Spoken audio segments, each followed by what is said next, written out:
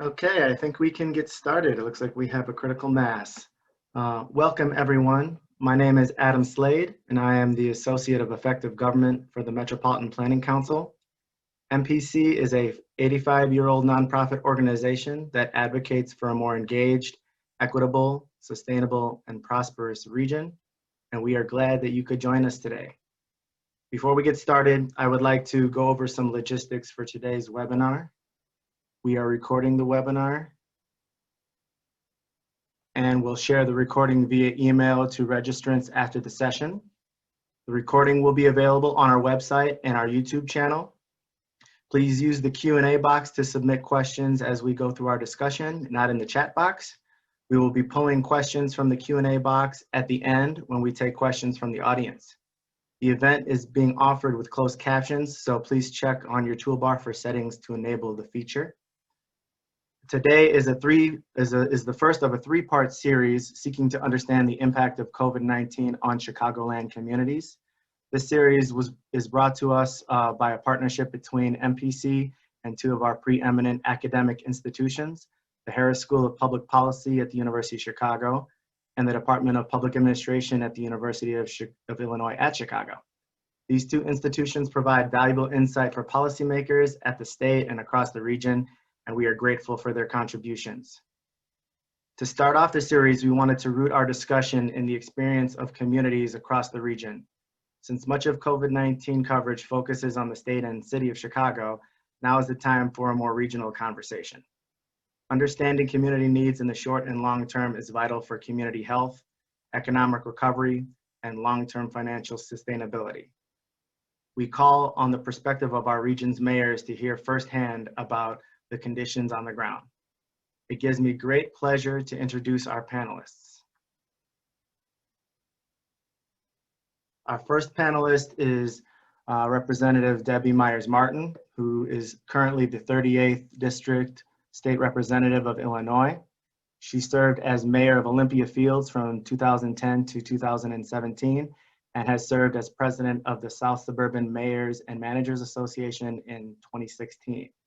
Representative Meyers Martin serves municipalities that include all or portions of University Park, Frankfurt, Mokina, Tinley Park, Oak Forest, Olympia Fields, Park Forest, Madison, Richton Park, Harvey, Markham, Hazel Crest, Country Club Hills, Homewood, and Flossmoor, so several of our region's villages.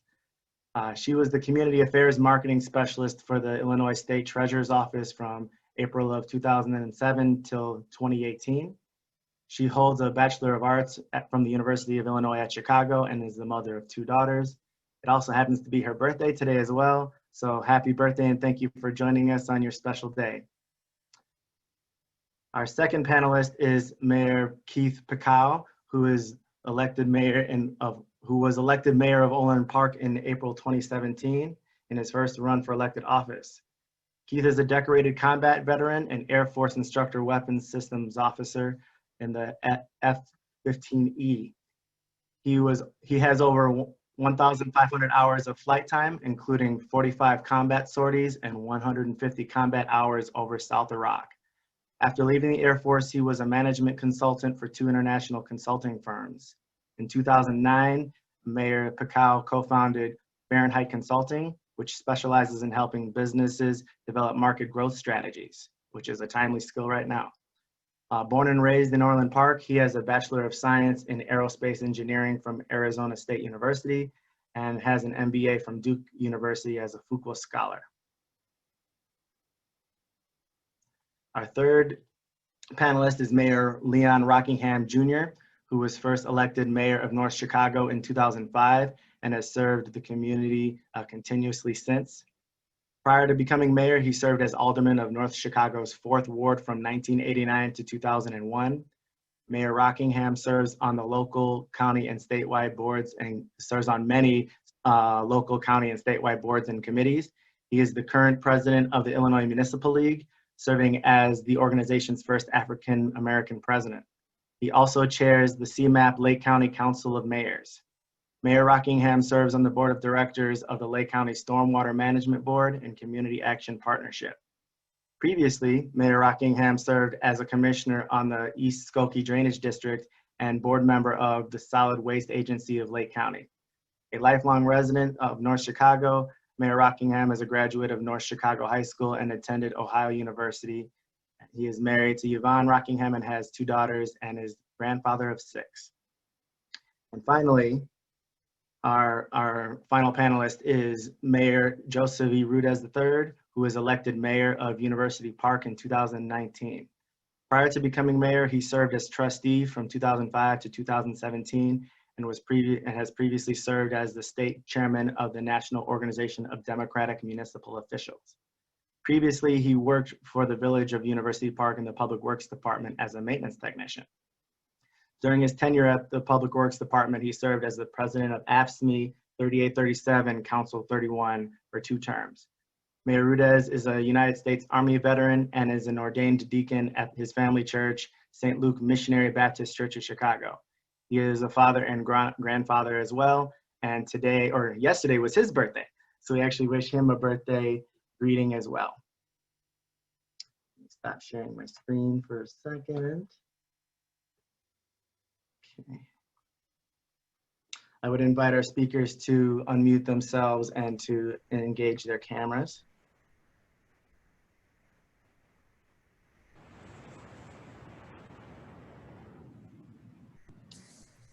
As a reminder to all of our attendees, please submit questions using the Q&A button on your toolbar, and let's begin the discussion. Our first question for our panelists is, tell us a bit about your community, the conditions facing your constituents, and what challenges you are facing in your current role in addressing the impacts of COVID-19. And if we could start with Mayor Rockingham, take it away. Well, thank you. First and foremost, I want to thank MPC for hosting this event. I think that, the COVID crisis that we're facing today in our country is something that is totally unexpected, and it's something that we all face and we have to deal with. First and foremost, the city of North Chicago, is a population of 32,000. We're home to Naval Station Great Lakes. The only recruit training center in the United States is actually based here in our community. We also have a global entity, Abbott and AbbVie, which is a pharmaceutical giant. We have Rosalind Franklin University here in our town. So, as I look at this, North Chicago is predominantly a minority community. So as the COVID crisis has hit, a lot of the other communities throughout the area were able to actually, I guess you say, shelter in place and work from home. North Chicago's population didn't have that opportunity. A lot of our residents are essential workers.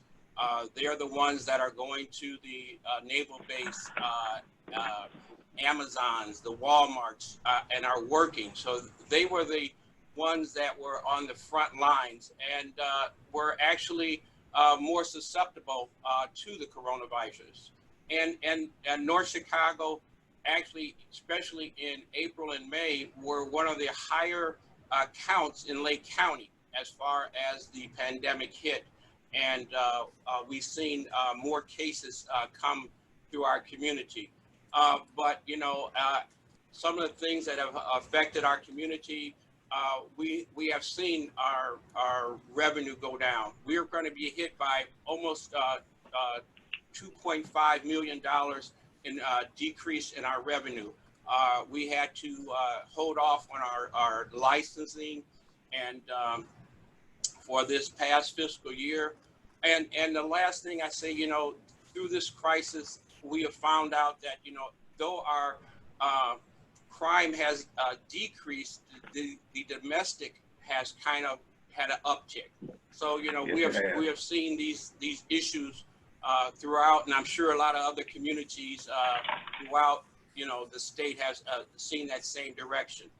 And the last thing is that, you know, for right now is, you know, our small businesses. We've got to be able to try to keep these businesses open. It has been very unfortunate. You know, we have seen some of our smaller businesses close up, and we make sure that we have to try to get funding back to them to try to hold them up. So thank you. And I look forward to speaking today. Thank you, Mayor Rockingham. Mayor Pekau, how about you? Sure, thank you. I want to thank MPC as well for hosting this event. This is great. Orland Park's a large suburb. We have about 60,000 residents, and we have about 12 million square feet of retail businesses as well, and auto as well. There have been many challenges.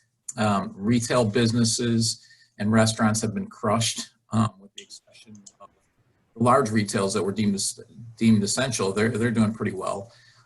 Our long-term, and while we don't have the caseload that say North Chicago has, we're less than the state average. We actually have 36 deaths, 35 of which come in long-term care facilities because we have a lot of long-term care facilities. So we've still been pretty hard hit in our long-term care facilities, and the average age of those deaths is about 85 years old. Obviously, individuals have suffered greatly with furloughs, job loss, and a state that's been, you know, unable to get them all of their unemployment benefits in a timely manner. As Mayor Rockingham said, the mental health issues that people are struggling with due to being locked down, suicide attempts are up, mental health calls are up, domestic abuse is up. So that's all extremely challenging. We need to keep the difficulty in keeping all of our businesses open or getting them open, getting employees to work. And that's really affecting a lot of the communities around us as well, that a lot of our employees that are in town in Orland Park come from other towns around us. They don't live in Orland Park. And so it's very challenging for those communities if all of our stores are closed, because then obviously their people aren't employed. They're locked down. They're potentially not getting their unemployment. One of the big challenges I think I've faced, I think probably all the mayors feel this way, is that the information that's being used to drive decision-making hasn't really been shared. And we've been kind of blindsided by some of the decisions that were made, particularly early on. And we hear about it at the last second, or we hear about it via press conference. So we really have no chance to prepare or plan for those changes. So that's really difficult. And, I think one of the other things that we've all seen on a broader scale is a lack of civility while trying to make decisions that we're all facing with incomplete information. Those decisions aren't easy, no matter which side you what decisions you decide to make. They're not easy, and the information is certainly not complete.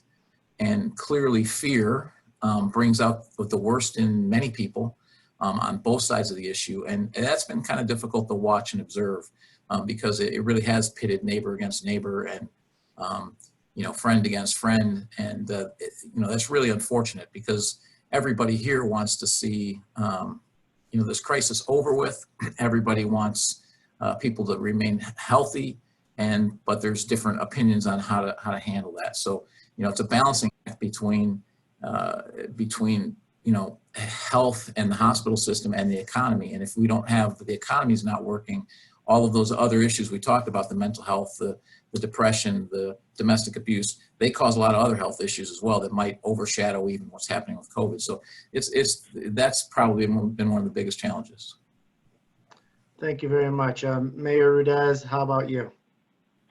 Well, our situation with COVID is shared among all the mayors, but here in University Park, it's just a little bit different because not just alone do we have the new COVID-19, but we're also in the middle of a water crisis in our community, and we still have not unsolved issues of lead in the water. So doubling with COVID, it has made it extremely difficult and challenging, not just for myself, but the community, because as Mayor Keefe just said, people are afraid and fearful, and most people are afraid of the unseen and the unknown. So we've taken every single precaution that we possibly could when it comes to the community. We've taken all the basketball rims down. We've working closely with our neighbors. Most recently, we just passed the new sign ordinance that does not supersede the authority of the governor, but it also gives us, as a home rule municipality, the ability to kind of reinforce our local businesses to ensure that they have postings on their sign requiring our residents or people who come to do business to wear masks when entering the stores. You know, we're a beautiful community. We're sitting right here on I-57. We have Governor State University. We have the third largest industrial park in the state of Illinois. We're home to Clorox and Dot Food and Dark Cup and Bimba and many more, and not to mention our new Amazon facility, which is under construction as we speak. It's extremely challenging, but somehow the resiliency of the residents of our community gives us the ability to still strive and move forward and still able to continue to bring new economic development in. When it comes to COVID, as both of the mayors said, it also brings in mental health issues, unrecognizable by the people because we're so accustomed to indulging and dealing with people on a day-to-day basis that we just don't realize how important that is in our life. And now with this challenge, it's extremely difficult. For the overall part, the residents of University Park have been very cooperative and understanding. I've done several PSAs over and over again, emphasizing the importance of wearing your mask, social distancing. You know, as the stats most recently say, 40 and under is the generation now who's catching it and spreading it. And we just try to have roundtable discussions with those people through Zoom. We just had a session, open session in the park where there were maybe about 25 young people, very socially distanced, and we just emphasized and just tried to hear what their points were, not always emphasizing what us, the government and the mayors and the leaders say, but we want to hear from the young people and understand what their chain of thought is and why they react this way and they think they're untouchable. Because this is something that we've never seen before, and it does not discriminate. So it's a very challenging time, but again, Joliet, Will County, we're in Will County. Will County cases are on the rise. We're right next door to Park Forest, the Ludeman Center, which everyone knows is a state-run institution. 25 to 30% of our residents work at that Ludeman Center. So it's challenging, but the best thing that we can say is people are responsive, they're listening, and the overall goal is to ensure the safety and health and welfare of all the residents and the businesses in our community. So we're all in this thing together. And sometimes crises like this bring out the best in us, and that's what I'm looking forward to. Thank you very much. Representative Meyers Martin, I think you have a very unique perspective being a former mayor and representing several villages and towns within your jurisdiction. Can you tell us what you're seeing from your position? And you're unmute yourself if you could. Okay, can you hear me now? Yes. Okay, all right. So thank you very much for inviting me to take part of this panel. I want to thank MPC for hosting it, but more importantly, including me as a former mayor, because many have told me that having a local government perspective in Springfield is quite an asset and very valuable. And I have found that to be true because there are many people that don't understand local government. So I'm very happy to be here. As you mentioned, I represent 15 towns, either in total or in part, and they are diverse. From 159th Street to the north all the way out to Steger Road and 80th Avenue to the west and Kedzie to the east. And so I have heard many things, but mostly, I have heard from people who have been unemployed due to the COVID-19 pandemic. And I have to admit, and I think that everyone knows, that the IDES was overwhelmed. They had never seen anything like that ever. They averaged probably in a normal day around 10,000 calls. They were receiving over 100,000 calls in a day. And so it was an overwhelming situation that we are just beginning to see the light at the end of the tunnel, but it still is very challenging. And so I hear from many residents throughout my district who are affected by the pandemic, by being unemployed or laid off or furloughed, furloughed. So that is like probably the major concern that I hear. Secondly, is mortgage and renters relief. Thankfully, there was an element put in place that did halt all evictions.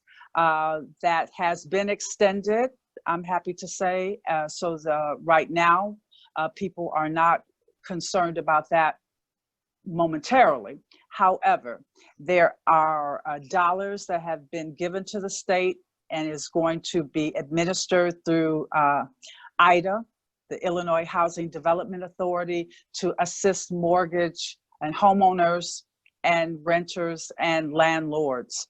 So I'm excited about that. From the very beginning, we had to lobby consistently to get testing in the South Suburbs. So we were very happy when we finally got the drive-through testing in the city of Markham. But that was a struggle to get that testing for quite some time. And we know that our villages, our towns, our municipalities were disproportionately affected by the healthcare crisis. And so we had many confirmed cases and we had many deaths in the Southland. So that we were dealing with that constantly. And then finally, small businesses. And I did hear from them as well. Many of them don't feel that they will be able to recover. We are trying to work with DCEO with many of the grants that will be available through the CARES Act or because of the CARES Act. So that came to over $500 million that will be used as incentives and assistance for small businesses. But it's not easy, as all of the mayors know. It's a challenge every day. But I truly believe that we will overcome this pandemic, that none of us who are alive have ever witnessed anything like it. So I look forward to the discussion, and certainly I welcome people reaching out to my office if they have questions regarding state issues. Thank you, Representative. And yes, I think every community in our region is facing significant revenue challenges and economic challenges with their business community. And I would ask all of you, how's your community dealing with decreasing revenues in the wake of stay-at-home orders, in the wake of declining economic activity, and what has been the impact to sales tax and the impact of online sales as well? Mayor Rockingham, can you start us off? Yes, this has been devastating. It's hard when, and I just give you an example, when you're going to take your clothes into the cleaners and you walk in and the owner says, "I'm sorry, but we're closing." And, and this has affected me personally, and my first thing to him was, have you applied for, assistance? And he says, it's not going to help at this point. A business that's been in our community for 15 years has closed up. The next day I come by there, all the machinery, all the hangers, everything being disassembled. And it's going on throughout, cities, here, throughout the municipalities. Though North Chicago is a somewhat diverse, have diverse revenue, and we're, have a lot of fast food. So, businesses, so they're able to sustain and be able to bring in some sales tax dollars. It's overall, we've had a difficulty. Our economic development department has continued to sustain to some degree. We're still actually have permits going out. But if you look at the loss side of it, in our 2019 and 2020 revenue, we've seen a decrease. and now going into our 2021, we're going to see probably at least a 10 to 15% decrease in the revenue that's coming in. And then as this is all going on as a pandemic, look at our census. The census is going to affect all of our communities, I think, and how we go about trying to get those numbers up. We look at probably about a $500,000 decrease as these census numbers start to come in over the next year or two. So, it's affecting all of our communities, and as far as revenue goes, that is hurting our bottom line. So, Thank you, Mayor Pekau.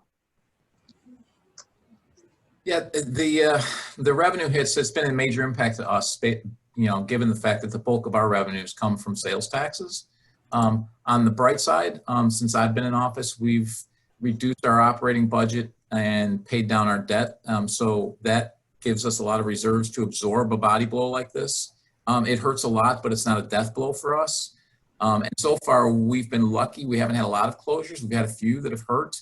I would suspect there's going to be some more to come, but I think a lot of that has to do with the fundamental strength of Orland Park. A lot of the stores that are closed, you've heard pretty much, every store that's closing nationally, closing some stores, we have one of them, but that it's usually a pretty high performer. So fortunately, we're pretty lucky on that regard. One thing I think that we need to consider through all this, and this is all the communities, there's been a lot of fighting about, getting money. You hear that with Cook County about how it's distributed and all these crazy formulas. And I really think there's a couple of problems with how the funds that have been distributed to Illinois have been handled. One is, according to the federal government, 45% of the money that was given to the state was supposed to go to local government entities less than 500,000 people. That's about $1.6 billion. In the last budget, they're only allocating $250 million of that. So if you go back to that $1.6 billion, that's a little over $150 per person in the state of Illinois outside of Chicago that got money directly. And I realize the county's got some money and we can figure out the formula to make sure everyone's equitable throughout the state. But if you took that $150 per person and applied it to Orland Park, it's about $9 million.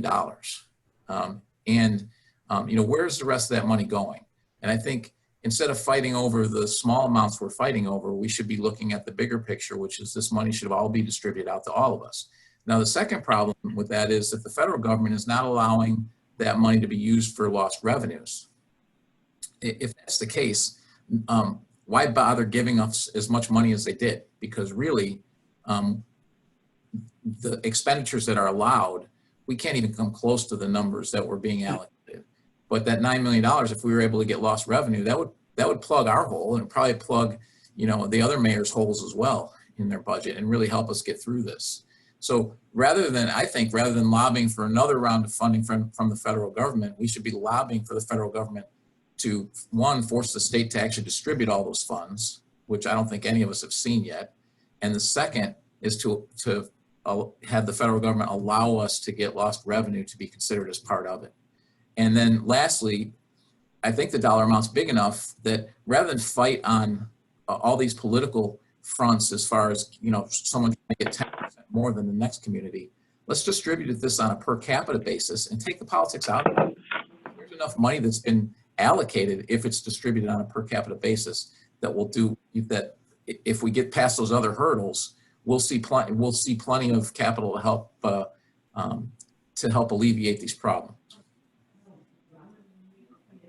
Thank you, Representative Meyers-Martin. Do you have any feedback on the distribution of funds from the state to local governments? Well, I know that I heard from several mayors who were not receiving their money directly from the state. And that certainly was set up by the federal government, that they would hand over those monies to the county. And so in my case, it was Cook County. And I have reached out to the president's office regarding the distribution of those dollars. Now, they came up with the formula. It was an equity formula based on population and the EAV. but it did have a plan. And so I supported the plan just because it is so important for the county to release those dollars. In terms of the state and our distribution of funds to those towns who were not in counties of 500,000 or more, that is in the process of being done now. We are going back to veto session to tweak any of those distribution formulas that have been in place thus far. But as you know, we were in Springfield for a very short period of time. When we went back to pass the budget, it was supposed to be 3 days. It ended up being 4 days. So we did not have the opportunity to look at things in depth, but we were committed and dedicated to passing a budget so that we could move on with the state's business. So I suspect, and of course this is my first session in Springfield, and so I suspect that when we go back to veto, there will be a lot of tweaking based on the results thus far of how the budget has worked and how the COVID dollars have been distributed. You know, Adam, let me just say, one of the biggest things that we have as municipalities, you know, the funding is out there. It's been allocated to a lot of the counties. But, you know, one of the biggest things that, especially from IML, is that none of the communities has received any dollars. You know, that hurts us. You know, when we are expending dollars to fight the coronavirus here in our communities, those monies have been allocated, but we have not received any. Lake County has received $125 million into the county, but none of the communities here in Lake County has received a penny. And that is, you know, is hurting our bottom line. And maybe at the federal government level, that should be distributed out directly to the communities and not so much through the other channels. I mean, that's, you know, I think that's a concern that all the mayors here are facing throughout, so. And Mayor, this is Representative Meyers Martin. I had that conversation with Congresswoman Kelly regarding that very point, that the dollars have not been distributed. And she welcomed, in fact, she encouraged mayors to reach out to her office, because then she can report back in Washington that is what she is hearing in her district. And so I'm sure all of the congressmen and women feel that same way, that if they have documented calls and emails and correspondence of mayors desperately imploring the federal government to release those dollars, or imploring the county, then that is something that they can work with when they go back to DC. Now that was Congresswoman Kelly's advice. Yeah, I agree. And I think that's something that all mayors needs to do throughout, you know, throughout the state, is to go to your legislators. I mean, I've had several conversations with my Congressman Brad Snyder, Senator Durbin, regarding the dollars that are out there and how they need to be distributed. But we need to as mayors, come out as a one voice, I guess you say, to get these dollars into our communities, because it's affecting all of us. So yeah, because it's good to hear that the money is coming, but we need the money now, not just say that it's en route. Exactly. And you know, the Cook County distribution in Will County and DuPage, Cook County released $51 million for its community. That's about $20 per person. And you heard me say earlier that what was distributed to Illinois was $150 per person is what was distributed. And we're going to see we're actually going to see less of that because of the distribution formula. But the point is, the distribution formula doesn't even matter if the state and the counties figure out how much money was allocated and get everyone $150 per capita. Whether I'm getting 10 or 25 doesn't really matter from Cook County, as long as we all get what allocated to begin with, and to the other mayor's points, we haven't seen a dime of it. And it's pretty clear we're not going to get anywhere near what was allocated by the federal government to go to municipalities. We're not going to see it. Somehow that's being skimmed off by the counties, it's being skimmed off by the state, and it needs to end up in the municipalities' hands. I mean, $3.5 billion to the state, 45% of that, or more than 3.5, 45% of that was supposed to go to municipalities. Right. I agree. 10% of that, and that's where we're at. So get us, and I think all the mayors would agree, figure out what those formulas need to be so that we're all treated equitably. And if all that money is distributed and it's all equitable, you can take the politics out of it, you can take everything out of it, you just distribute it per capita and you'd be done with it, and it's simple. Yeah, that's a good point. And Mayor Roudez, I think you're in a unique situation to talk about that as well, with your community facing its lead and water crisis, as well as the impacts of COVID-19. What would you tell Washington and state leaders about getting that money directly to your community? Well, as Representative Meyers Martin said, I had the opportunity to speak with Congresswoman Kelly last week myself, so I'm confident that she'll deliver as stated, because her municipalities need them. We need help, and we need that additional boost. We know it's good to say that, okay, you allocated X amount of dollars, but to say it and deliver it are two different things. So the immediate impact would be felt when those checks start hitting the municipalities. And the only additional money that we have received so far is from the state of Illinois, Rebuild Illinois. So far, we've been fortunate enough to receive 2 payments, and we're supposed to have 4 payments.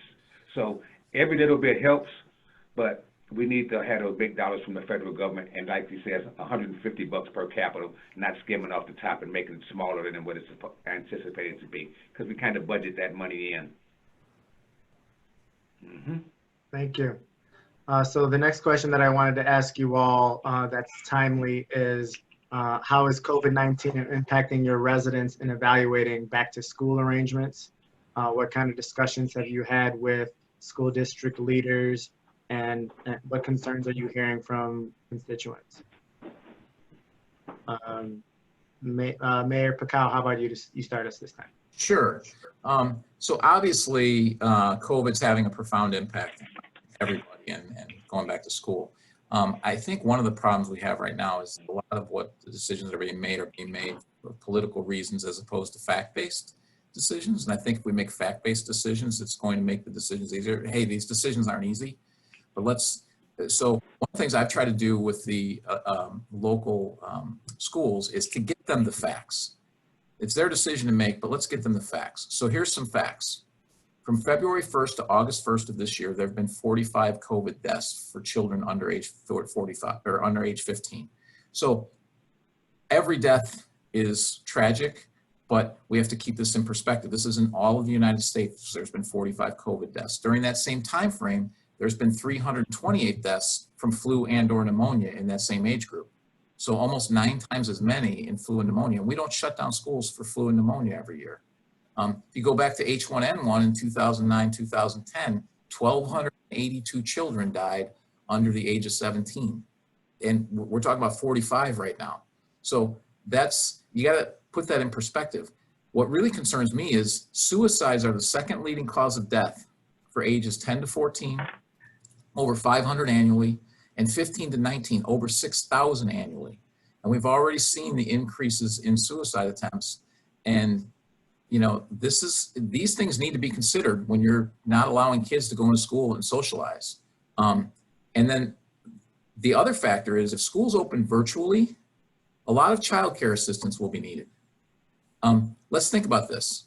We're going to open daycares with massive amounts of children, but we can't open the schools. Does that really make any sense? We're still congregating kids in some location. That seems pretty hypocritical to me. But the other alternative for parents is that single parents, they can stop working and then they become dependent on the government, which I think we all would agree is not a good idea. And then income families become one-income families and they have to change their standard of living significantly. I don't think that's a good idea either. So I think it's really important that we look at all the facts associated with COVID and young people and make fact-based decisions about this. And, you know, I think we have to quit looking at things as it's shut down or stay open. I think in order for us to survive as a society, we have to open, but we have to figure out how to do it safely. And I think that's where those are the things that we have to consider doing.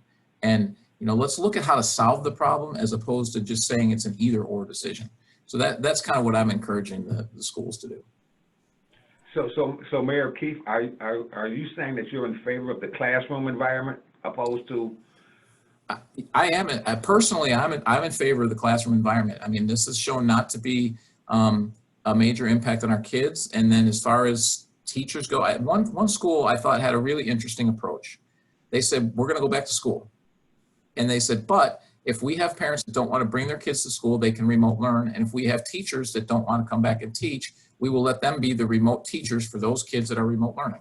So it gives parents and adult teachers the opportunity to make their own choices as far as what they do. I thought that was a pretty good solution. My concern is what is going to, as school starts to reopen, if it's, you know, a hybrid or some part of that, is what is it going to look like once schools open, and give it a month later and see how our numbers start to affect us. I guess I'm concerned. You know, we're already seeing that Illinois' numbers are starting to creep up now.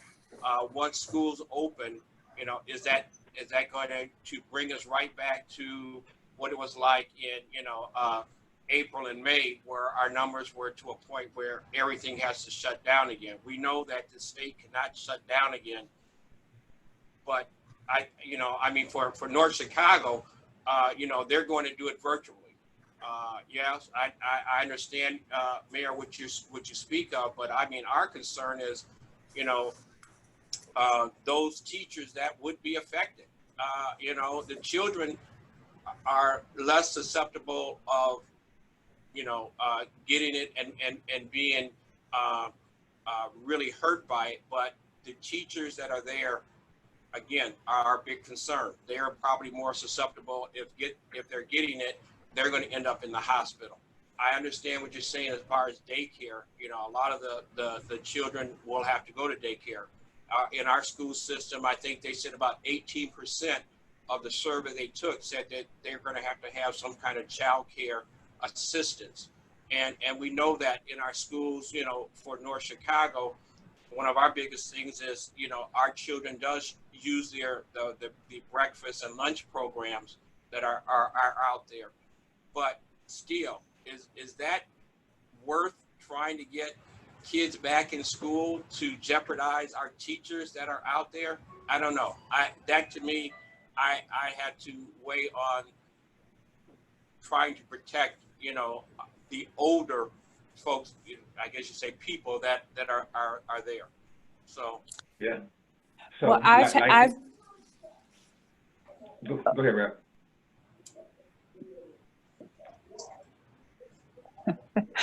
okay. This. uh-oh. Go ahead, Mayor Roudez.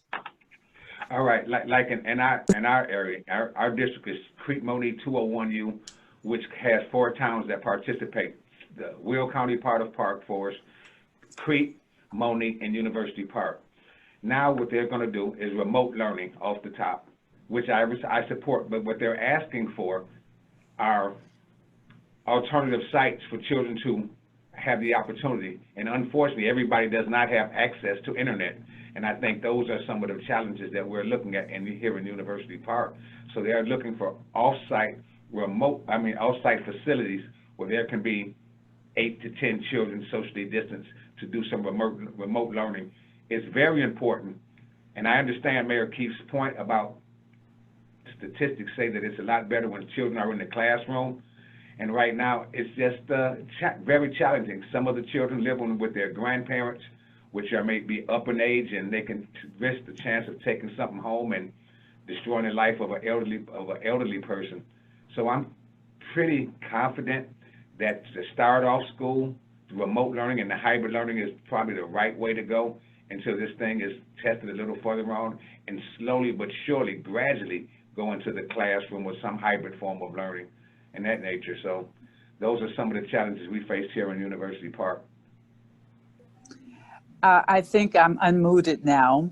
So I just wanted to, I just wanted to say that I've spoken with many superintendents and with the Illinois State Board of Education. And while ISB has put out an overview of a plan, they really are leaving it up to the individual districts. And so I know the superintendents that I have spoken with in my district are actually doing surveys with their parents to find out if they are comfortable with in-person learning or remote. And right now the numbers are coming back to them that 75% of the parents want to continue remote learning because they just don't feel confident or secure in the safety of their children so far. So that is being undertaken now. I know Homewood Flossmoor School District has decided to do remote learning. They want to continue to do that because it's just too expensive to put in all of the safeguards that are required in order to keep the children safe. And that funding for schools to have resources to address the COVID concerns is based on their Title I funding. And so depending on what that is, that determines how much money that they actually receive. So it is, once again, a patchwork approach. However, I think the state board is allowing the individual districts to decide what's best for their children. Thank you for that response. One additional question. What long-term challenges do you think local governments will face as we recover from COVID-19, whether that's challenges to schools, employers, communities, all the different groups of constituents that you face? And Representative Myers-Martin, I would ask you to start this question off. Thank you. Well, I believe that it's going to take a lot of hard work to get us back to quote unquote normal. As I said, we have businesses that are closing, that are suffering, which as the mayor said, that's the lifeblood of our communities, our small businesses. And so we really want to support them. We really want them to get some of the resources that are available. So that is my constant conversation with any of the entities that are providing dollars for our small businesses, working with small business development centers to help small businesses walk through those grant process. Because some of them are just not familiar with it. And so that is very important. Certainly healthcare, we have hospitals that are talking about closing. We are in a crisis where we have discovered the disparities in healthcare in some of our communities, and that has to be addressed. Now we're talking about police reform, we're talking about criminal justice reform, we're talking about housing. What if there's an epidemic of evictions and homelessness because of COVID-19? I think that the possibilities are enormous, and it's going to take thoughtful, serious people to untangle all of the challenges that we're facing. And I say this all the time, especially in the South Suburbs, because we were challenged before. And so now, this on top of that is just going to make our challenges more difficult. But I'm happy to say that we do have bright spots. We have the Amazons locating in many of our municipalities. We have logistical and manufacturing firms located in our municipalities. We have the potential of the South Suburban Airport to be an economic development boom. So there are many, many positives that we're going to have to capitalize on, but it's going to take serious, committed, dedicated people to do that. And the state. Don't forget you the guys. state. The state. And Mayor Roudez, how about you? Any long-term challenges that you're seeing in addition to the water crisis that your community is facing? Well, the first thing, the long-term thing, was to get those pipes fixed and repipe the 1,500 homes still under the lead advisory. The long-term effects of that may not be discovered now, but no telling what's coming down the line, maybe 10 to 15 years with our young people. As far as COVID goes, fortunately, University Park has found its way to continue to thrive and bring economic growth into the community during these horrendous times.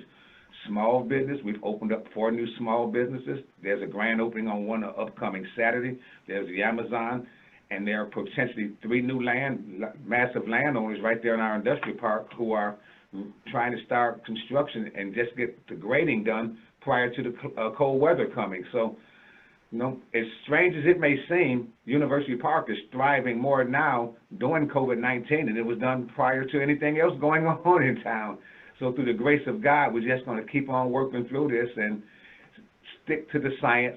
I truly support Governor Pritzker's orders and his concern about numbers rising everywhere. We definitely don't want to go back into a phase 3. We want to continue to see progress and get these numbers down into phase 4.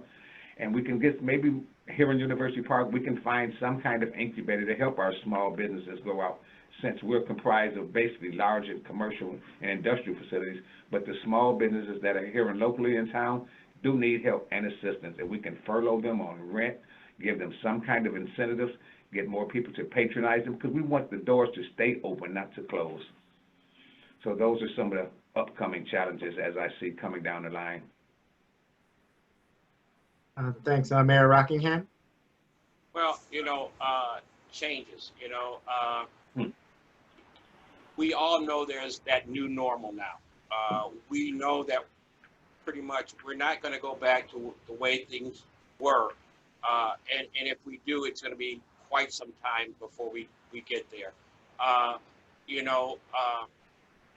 I've said to my staff, the only difference has made from when we shut down in March to now is how to stay safe. Social distancing, sanitizing, wearing our masks.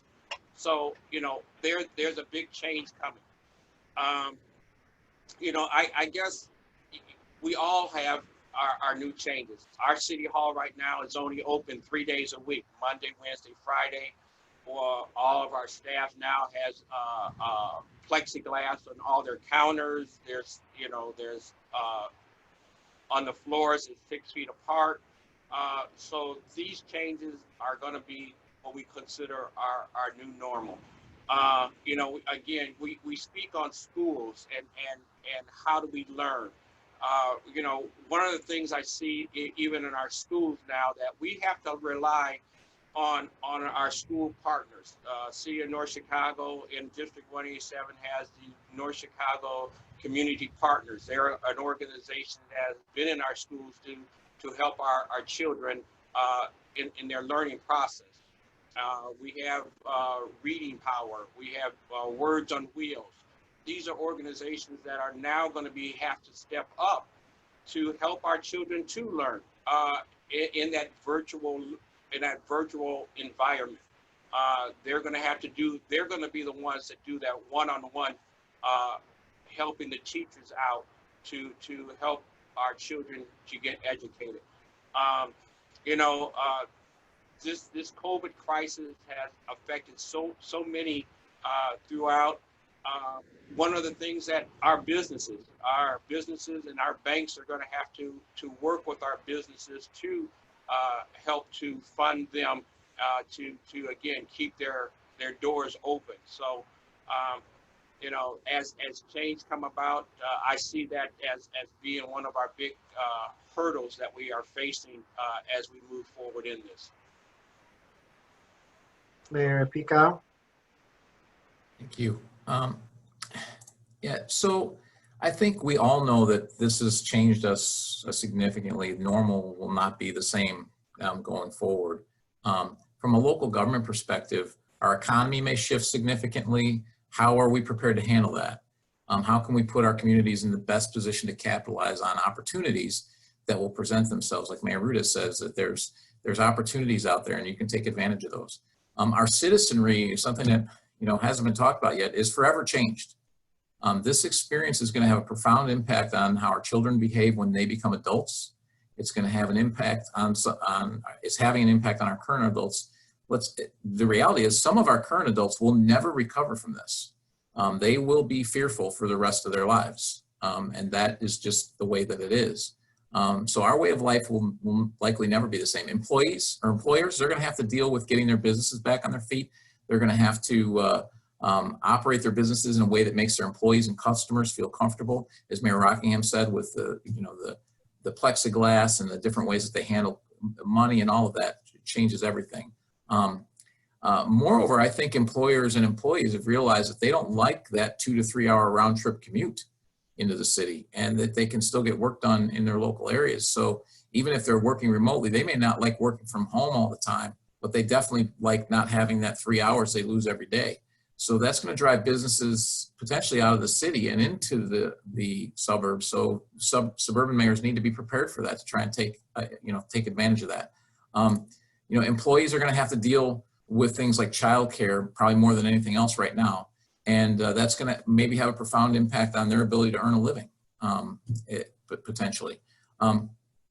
So I think the other thing is that we need to recognize that we have to have a vibrant economy to provide quality health care and assistance to those that we need. So we have to try to get things as open as we can, because this is a new virus. But in 50 or 60 years, when our children are senior citizens, it's not going to be new anymore, and it's still going to be here. I mean, we've eradicated one virus in the history of mankind, one human virus, and that's smallpox. It took, it was with us for thousands of years. It took a couple hundred years of effort. So it's going to be here. So we need to acknowledge that this virus isn't going anywhere. It's going to be here. Only when we acknowledge that can we solve the problems of how do we live with it as being one of many things that can kill us. The flu can kill us when we get old. Pneumonia can kill. There's a lot of things a lot of viruses that can kill us. This is one of them. So how do we learn to live with it and still live? So I think as leaders, we've got to acknowledge that it's not going away. And then one of the most important things we can do is we can get people all of the facts, not guesses. And as this continues to go on, we're going to get more and more facts. And then I think we let American ingenuity lead the way, and government jumps in to help where we can and where it makes sense, so that we can operate in whatever this new normal is, and maybe make things even better. Maybe our economy grows even more. Because again, with all challenges, there are opportunities. So we have to identify those opportunities and take advantage of them. I agree with that, Mayor, because, right now, how many of you all have, again, just like right now, this Zoom meeting, and, I see, over 100 people listening to this. This is our new normal. I've heard from a lot of our businesses that, they're going to be downsizing in their space because they're realizing that person doesn't have to be in an office to get that work done. So there's going to be a lot of changes in respect to how businesses operate. And one thing I've learned, and I'm starting to really recognize, is though there's a big controversy on wearing masks or not wearing masks, and I'm one of the ones that wear a mask, I've learned over these past few months. When I first started, I get out my car, get ready to go into a store. Oh, I forgot my mask, run back to the car and get it. It's gotten to a point now that you just grab your mask automatically. And the children that are growing up right now, that mask is always on. They're going to have to grow. They're growing up in a world where that mask is going to be, at least for right now, a normalcy. And we're older, we got to adjust, but they're going to come growing up wearing that mask. And it's a change. It is a change to our, as we say, our new normal. Thank you. I think we should transition to the Q&A portion. And as a reminder for our participants, if they have questions for our panelists, to put them in the Q&A function. The first question that I would like to ask you all is, what is the impact of surrounding communities on your constituency? And I think Mayor Pekau mentioned this earlier. How are your neighbors impacting your ability to manage COVID-19, and what kind of communication do you have with your nearest mayoral communities? So I'll start off. I've talked to the local mayors, and we've worked together with some of the things that we've sent to Governor Pritzker,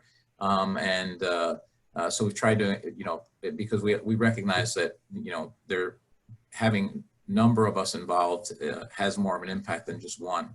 I think obviously in Orland Park, we have, even during when everything was shut down, we had 20,000 people a day shopping in our essential stores. And that was really enlightening to me, because while all that was happening and, we saw the cases grow and we saw all that happen, we had Costco and Target, and our neighbor Orland Hills had Walmart, with Lowe's, Home Depot, all those others. And like I said, 20,000 people a day, and we didn't have a case spike. So that's informative to me that, hey, why are our small retail stores closed? If our large retailers and if you went in those parking lots, they were packed. And obviously the surrounding communities had an impact from that as well, because a lot of the employees are from those surrounding communities. So that affects all of us. And what I've noticed is just keeping the people informed in our communities. And I think some of our neighboring communities have used some of the PSAs I've done to spread that information. Keeping them informed has really had an impact. We really haven't had to mandate or enforce anything. We've just got people the information and let them make their own choices. And we've managed in Orland Park to keep our the number of cases is about 2/3 of what's all of suburban Cook County is. So we've done pretty well. And I don't think anyone would say that Orland Park is kind of out on an island all by itself, like, some of the stuff in central Illinois. We have a lot of people through this community. So clearly the neighboring communities have also done a pretty good job of keeping their people informed, because when they come, when people come here, it seems to me like they're all behaving pretty respectfully. I have been, like the mayor says, in contact with a lot of our neighboring communities. I sit on the board for the Lake County Council of Mayors, so we're kind of a joint group discussing the issues that are going on with COVID. I like to say North Chicago hasn't been hit as hard as some of our neighboring communities who have the car dealerships, the large hotels that are being affected. Like I say, we're home to Naval Station Great Lakes, and one of the biggest things here in Lake County is on Friday, Great Lakes have their graduation, and they graduate anywhere from 800 to 1,200 recruits every Friday. If that doesn't fill up the hotels in Lake County, what does? And when that shut down, it affected every hotel throughout, because they rely on that weekend influx of people coming from all over to watch their son and daughter graduate. So a lot of communities around our area has been hit hard. The Walmarts and the Targets are good, but the big malls has been shut down, and that is their bottom line dollars. So when you sit and talk with some of the other mayors, how their numbers are facing their bottom line as far as their budget goes, it's hurting the communities quite a bit. But we I guess as mayors, we face those challenges. I know for us, we were fortunate over the past few years. We've also cut our budget. In the last couple of years, we cut our budget by $1.2 million just to make sure that we're facing our challenges, and that has helped us now as we've gone into this coronavirus with our bottom line. So we as a community have to work with all our surrounding municipalities and as we face this struggle. So.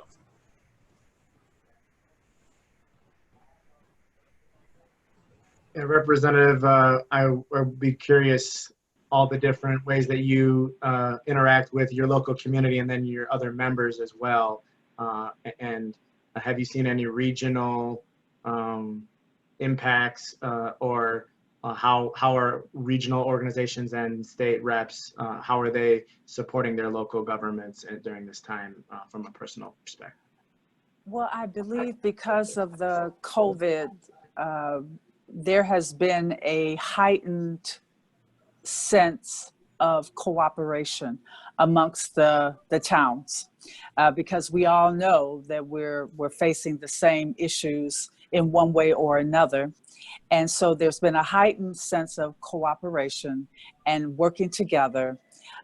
Certainly, there have been businesses that were not considered essential, thus making our Walmarts and Targets and Costco's more successful in terms of being able to serve the people of the towns. So for those communities that had those types of stores like Walmart or Targets, they seem to have done remarkably well. But if I had to say how the region has worked together, it's been the spirit of cooperation. I would agree. This is a great time for unifications, and we have to make the best out of it. When my neighbors, Moni to the south, Creek to the east, Frankfurt to the west, and immediately to the north, Park Forest and Richmond Park, we're all in this thing together. So we're doing everything. We're communicating, we're sharing information, we're keeping up with our cases, and we're just working probably more now together than we've ever done before. So it's a challenge, but working together on a unified voice is it's a victory for the people. So we're in this thing. And Representative Meyers, she's always on the case. We had a recent PPE testing, and I mean not testing, but we had a testing set up for PPE, and I look up, to my surprise, here she was. She's always involved. She's always finding a way to unify people instead of dividing. So we're going to take COVID-19 as an opportunity to unify us as a people and work together, because all of us have something in common. We want the Southland to be prosperous, just like downtown Chicago. We want the jobs and opportunities and the lower taxes and opportunity to be here in the Southland. It's been long overdue. So maybe this is the opportunity for us to continue to work together for that excellence. And as Representative Meyer said, and the potential of this third airport, which would benefit everybody greatly. Thank you, Mayor. Yeah, and I like that spirit of optimism. We don't often get that a lot in our discussions about government. So it's good to see the smiles on your faces and the desire to work together. One follow-up question would be, I know there's been some discussion on another stimulus package, and we've talked a little bit about the difficulty of getting dollars to local governments. What would any of you use additional federal funding for? Would it be to make sure schools are safe? Would it be to address a potential housing crisis with mass evictions or people being priced out of their neighborhood, or supporting property owners and landlords? What would you use additional funding for? I would look at property owners. And now with the unemployment up in the air right now, no one knows what's going on. No one can continue to complete a family household budget if people are furloughed due to COVID-19. So it would be to help some kind of housing assistance would be greatly appreciated, I'm quite sure. Lots of times these are people's lifelong investments, and we don't want to see them lose them. They've been working hard all their life, so anything that can help maintain the housing, people stay in their houses, is something I'm in full support of. Yeah, we were in a strong financial position when this all hit, so we've elected not to cut a lot of services. We obviously, like everyone else, as we move forward, we've made some cuts here, here and there, but we've elected to continue to do the things that we were doing, and we recognize that we may have to take out a little bit of debt for that, but that's one of the reasons we have reserves. One of the reasons we have we borrow at a 2% rate, unlike the state, is so that we can do these things. And if we see the revenue come, I think it would just, we would use it towards not having to deal with the pain for, over the next 4 or 5 years and giving that back. Because we've done a lot of things for our businesses. We provided incentives. We did a sales tax sharing for all of our small businesses over 90 days. So when they open back up, we're sharing back sales tax with them. We completed a Shop Orland program where we were incentivizing people to come shop in Orland and shop at our auto dealers, and giving them rebates essentially for how much they shop, which not only helped the businesses, helped residents not only from our town but from neighboring towns that came and shopped. So we did that. We also just passed a resolution at the last board meeting to lower property taxes in the upcoming budget, and to direct staff to develop a budget with a property tax relief, again, to help most 85% of our residents are in owner-occupied homes, so that has a huge impact on them. So all of those things to try and help people. So if we saw the revenues that kind of plugged some of the holes that we had, it would just help us going forward to not have to worry about spreading those dollars out over the next 8 to 10 years. Wow. I need to move to Orland. No. Watch it, Mayor. Watch it. No, I guess I would have to say that, if we had additional dollars, I would definitely try to work with our small businesses though, and those housing, where you're saying that, you're primarily owner occupied. The city of North Chicago is just the reverse. We're more rental here within our community, and that is a struggle for a lot of our residents that have been affected by the coronavirus and have lost their jobs. So I think that we would look to try to do some type of program to keep those that have lost their jobs to help fund them in regards to keeping their home, keeping their a roof over their head. So I think that's primary where those dollars would go. And also with the city of North Chicago, we probably been hit by $200,000 in regards to just our own issues that have happened within City Hall. The cleaning of the City Hall, our overtime that we've hit with our employees to face this. Our shift in employees, how they are coming in, which affects our bottom line. So I think some of those dollars would go into to reimbursing those dollars also. I would like to see a focus on the dollars going back into small businesses, because I did hear so many complaints from the federal PPP program through the SBA. None of the small businesses in the communities that are in my district received any of those monies. And then of course back to the people, because I am hearing from so many people who are looking for the mortgage and renters assistance. So because this has been a difficult time because of job loss. So that's where I would like to see the focus go. Great. One thing that came to mind in one of our other questions would be, in the spirit of cooperation, do you think one way to do more with less would be a shared services approach, similar to the municipal partnering initiative run by the city or the village of Glenview? Would municipal governments in your areas be interested in exploring shared services as we try to better integrate and partner with each other? Well, let me say, in the city of North Chicago, we've moved forward on those initiatives already. Again, through the Lake County Council of Mayors, those type of programs as far as shared services, we look at already, whether it's street sweeping or regarding pothole filling, trying to do just whatever that's out there that we can partner with, even mosquito abatement. If you can, and you've got to do it in a way that is going to be beneficial.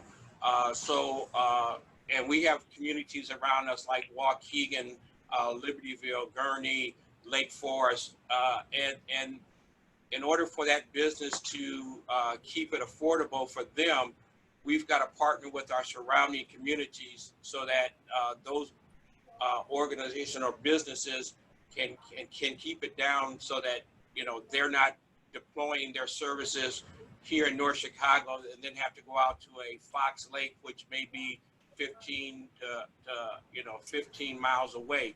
So we really look at how we could use it locally as we move forward with those services. But we have been doing it for probably the past 7 or 8 years. So Orland Park is obviously a fairly large community, so a lot of times shared services don't make as much sense for us, but we do a lot of shared services with regards to our police. So we have the various task force that we have in the South Suburban area that we're involved in, as well as we provide 911 for some neighboring communities as well. So there's a lot of coordination on community policing across our area. So that's been extremely helpful. And we have so we do this very regularly. And then we have some other agreements that we're doing. Actually, about 18 months ago or 2 years ago, we have an area along Interstate 80 that we share with Mokina and Tinley Park. And we've jointly, we work together to market that area because we want to see the same things out there. So we have a group called the Chicago Southland Interstate Alliance to develop just from Wolf Road to Harlem on half a mile either side of I-80, where we're working together for that. So we have a history of that, and when we see opportunities to do that, we certainly do, because that's just good government. And when I was mayor in Olympia Fields, we had already begun sharing services. So I agree with Mayor Rockingham that this has been going on for some time. We contracted out for fire service.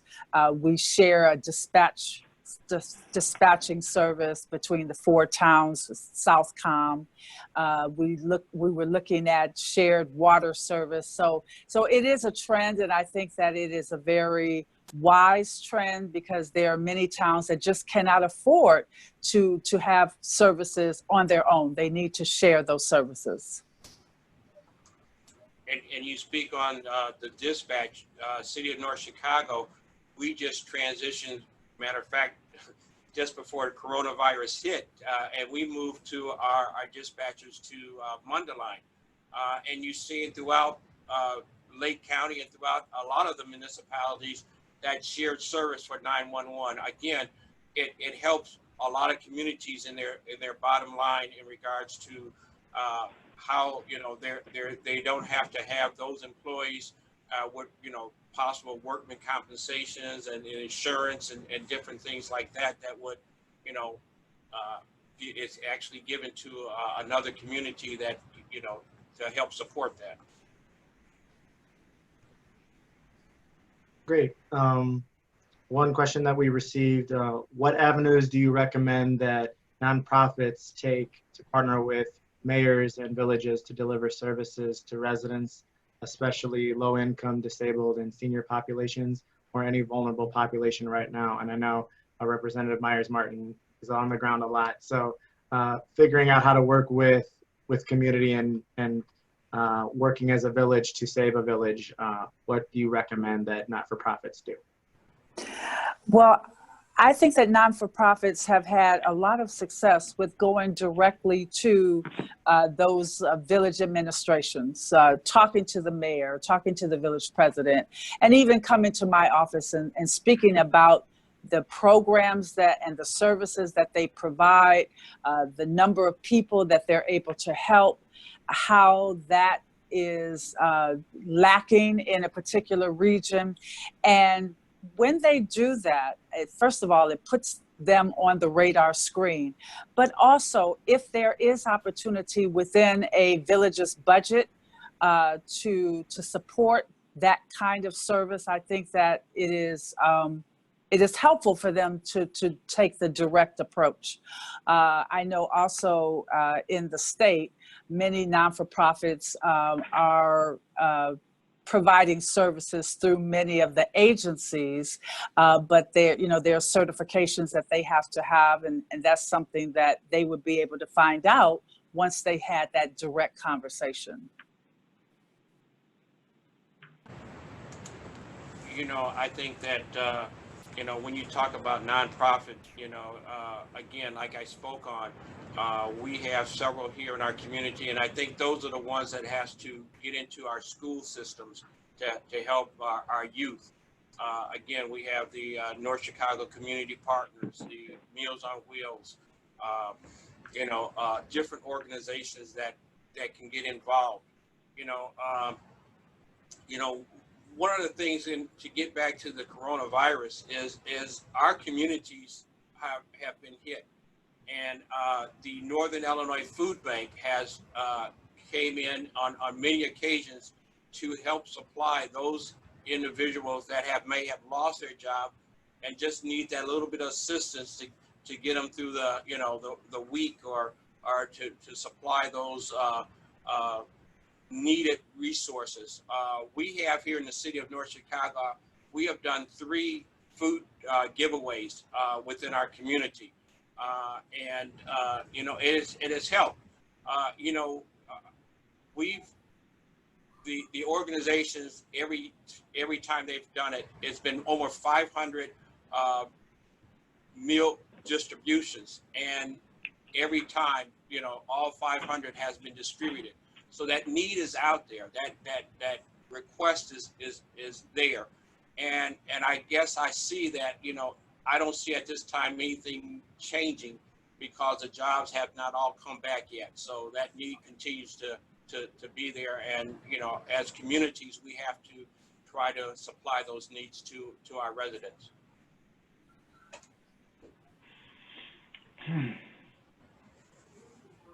And one final question, and this is the one that I think we alluded to earlier.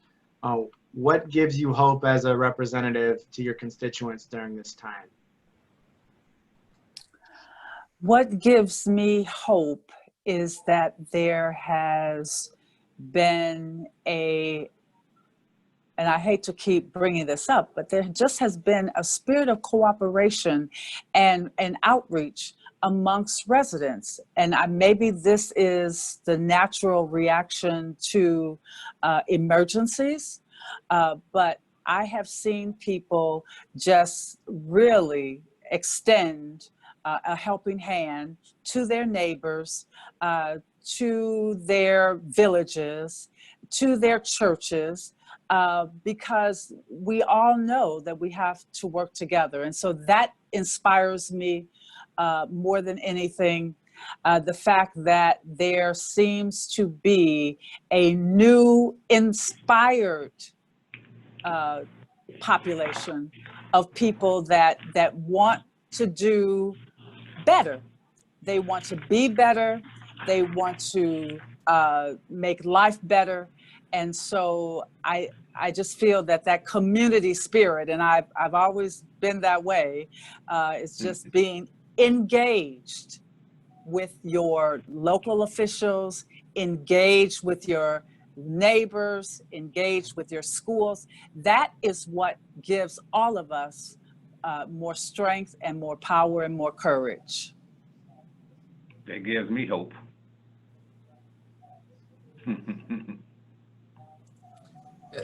So from my end, you know, I talked about some of the bad things that we've seen of people's behavior, but we've also seen an awful lot of outstanding behavior from residents. A lot of people, as Representative Meyers-Martin said, that step up to help, that are always looking for ways to help and assist. And I guess one of the things I look at in Orland Park is that, you know, we occasionally, maybe more than occasionally, I get the phone call of demanding that we do this or demanding that we do that. And interestingly, Orland, we never really had to enforce any of this. We didn't have to go out and do that. We just gave people public information, and they did it on their own. It shows how good the people are, that if you inform them, you get them the facts, you get them the information, they will do this on their own. They don't need the heavy hand of government to come into their stores. They don't need us. They don't need our police knocking on their doors. They don't need that. They need to be informed. And when they were informed, They went out and did this all on their own. Before we even had a shutdown, our restaurants were serving half as many people. Our movie theater was seating half as many people. This was before shutdown was even in place because they recognized this was an issue. And so they were trying to do the best thing they could to be good to their community, good to their customers. And let's face it, part of that's because they're trying to make sure their customers are comfortable. But people did this all on their own, and it bears fruit in, you know, how Orland Park's done through all this with all the traffic we have through this town, because we have a lot of essential businesses that were open. Sure, we lost our mall traffic, but we still have a lot of businesses that were open. Our caseload is, you know, 15% less than the state, our average. We're 60 or about two-thirds of suburban Cook County. So we've done really well without having to get on, you know, with just informing people, because people by their nature just want to do the right thing. You know, I see here in North Chicago, you know, the resiliency of our community. You know, though we're going through this crisis, you know, there's still, you still get that hope. You know, the city of North Chicago, we usually host what we call our community day, which would have happened this past weekend. You know, where we have our parade, we have our stage, we have all of our entertainment, the people come out and have a great time. Well, that was canceled. We knew we couldn't host something like that, you know, during this pandemic. But what we did do for the residents is we did hold fireworks. And you know, that was something that I heard such a positive, and we put the social distancing in place. We had them all in parking lots, and we opened the field up so that cars could park in the field and keep the social distancing. And that's something that the community, again, we were able to give back. And I think, you know, the residents and those that came in, guests that came in from our surrounding communities enjoyed it. So, I mean, that's something that we've given back. You know, in addressing, you know, like the mayor said, that our community actually through economic development has turned a positive. You know, our economic development department is probably more active now than it has been in some time. You know, there's a new Starbucks that is getting ready to come into our community. We have a Sprinter dealer that is getting ready to develop and open up in the city of North Chicago. And then they're in the process of actually a new 3-acre truck stop on Route 41 that is in the development phase of coming into North Chicago. So again, that's going to boost our sales tax, and our motor fuel tax dollars will continue to increase. You know, through our police and fire pensions that, you know, we've been working very diligently and tightening our purse strings there to make sure that they are funded to proper level. Again, to make sure that our residents, those tax dollars continue to stay low. And last of all, you know, one of the things that the city of North Chicago continues to do is we have our blight busting efforts. In 2017, we initiated what we call our blight busting. And what we've done is actually come in rehab houses or demolish houses throughout, you know, and what's that done for our community is increase our property values. And that has, you know, affected a lot of people's bottom lines also. So, you know, this has been a challenging time, but if you use it in the right way, it could be a benefit to our community and to the residents of North Chicago. So thank you. And finally, here in University Park, it has really brought us together. We're working more with our local churches now. We're working good hand in hand with Governor State University, which is a major part of our community, and proud to say that we're home to the great Governor State University. But we're working hand in hand together, as Mayor Rockingham stated earlier, working with the churches. We've probably passed out over 5,000 baskets of food. We've done numerous food drives. We've given away masks to the residents. We're working with Park Forest. We're working with the Will County Governmental League. We're working with Cook County. We're working with State Representative Meyers. We're working with Anthony DeLuke. We're working with our Senator, our new Senator Patrick Joyce. So this has been a time what has brought everyone together. And even in the Bible, it says all things in Romans 8:28, it refers to all things intended for evil work out for the purpose of good. So we're going to take that and we're going to run with it, and we're going to stay optimistic. We're going to look at the cup as half full, as we're almost there, and we're just going to stay positive and continue to move forward, because this is a great community and a great time, and it also shows the resiliency of the people in our communities that we serve. So even though it's challenging, it brings out the best of people during these challenging times. Thank you. This has been a great discussion. I think we've learned a lot this morning from all of our local leaders here. I would like to thank our audience for their great questions. I would like to thank Representative Meyers-Martin, Mayor Pekau, Mayor Rockingham, and Mayor Roudez for sharing their experiences with their communities with us. I'd also like to thank the Department of Public Administration at UIC and the Harris School of Public Policy for partnering with MPC on this event. Just as a reminder, we will email a link of the recording to all participants, and the recording will be available on our YouTube channel. Thank you all for joining us, and thanks again to our great panelists. Have a great day and a pleasant and safe rest of the day and week. Thank you very much, Adam. Stay safe, everyone. Yes. Happy birthday. Thank you. Oh, thank Happy you. birthday. Happy birthday, yes. Yes, happy birthday, Mayor. Thank you. Thank you. Bye-bye. Right. Bye-bye.